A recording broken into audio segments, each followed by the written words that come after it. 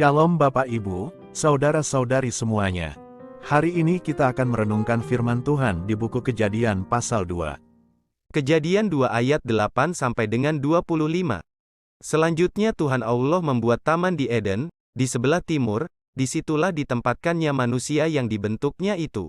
Lalu Tuhan Allah menumbuhkan berbagai-bagai pohon dari bumi, yang menarik dan yang baik untuk dimakan buahnya, dan pohon kehidupan di tengah-tengah taman itu, serta pohon pengetahuan tentang yang baik dan yang jahat.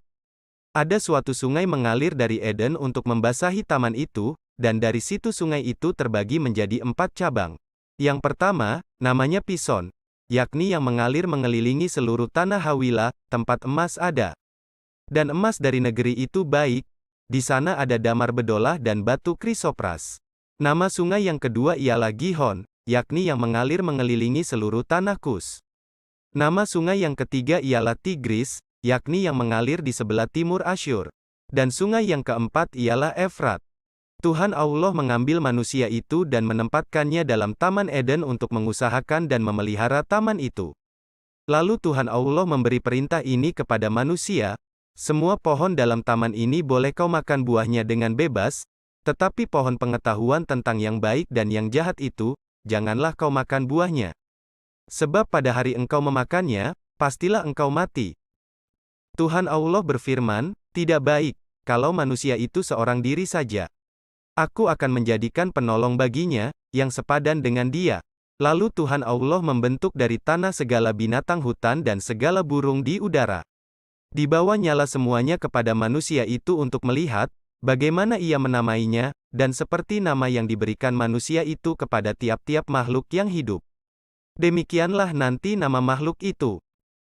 Manusia itu memberi nama kepada segala ternak, kepada burung-burung di udara dan kepada segala binatang hutan, tetapi baginya sendiri ia tidak menjumpai penolong yang sepadan dengan dia. Lalu Tuhan Allah membuat manusia itu tidur nyenyak. Ketika ia tidur, Tuhan Allah mengambil salah satu rusuk daripadanya, lalu menutup tempat itu dengan daging. Dan dari rusuk yang diambil Tuhan Allah dari manusia itu, dibangun nyala seorang perempuan, lalu dibawanya kepada manusia itu. Lalu berkatalah manusia itu, inilah dia, tulang dari tulangku dan daging dari dagingku. Ia akan dinamai perempuan, sebab ia diambil dari laki-laki. Sebab itu seorang laki-laki akan meninggalkan ayahnya dan ibunya, dan bersatu dengan istrinya, sehingga keduanya menjadi satu daging. Mereka keduanya telanjang, manusia dan istrinya itu, tetapi mereka tidak merasa malu. Amin. Dalam Kejadian 2, ada pemikiran tentang pernikahan.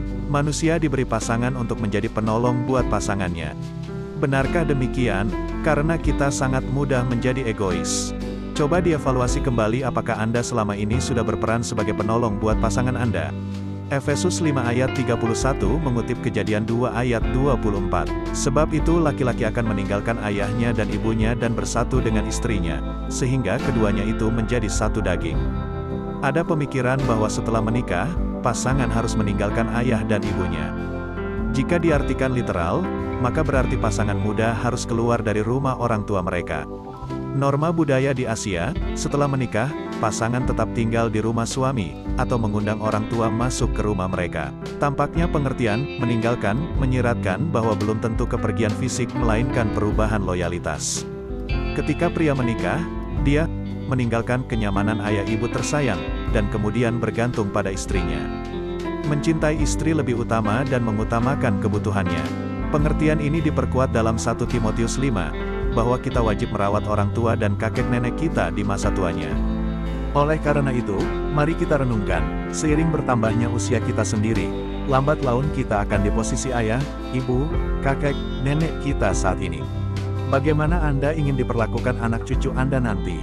Jadi, mari kita mulai menerapkan firman Tuhan di rumah kita saat ini. Sekian renungan firman Tuhan hari ini, sampai jumpa pada renungan Alkitab selanjutnya. God bless you all.